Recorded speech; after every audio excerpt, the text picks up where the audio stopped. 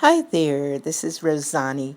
Would any of you be interested in making Easter bunnies? Or how about some Easter bunny heads? If so, this may be the video to get you started. Let's find out. The process is very easy.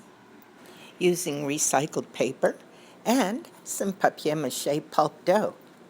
You'll find the recipe for the papier mâché pulp dough inside of my playlist. So let's hop to it with this little example of a starter bunny head that I've outlined.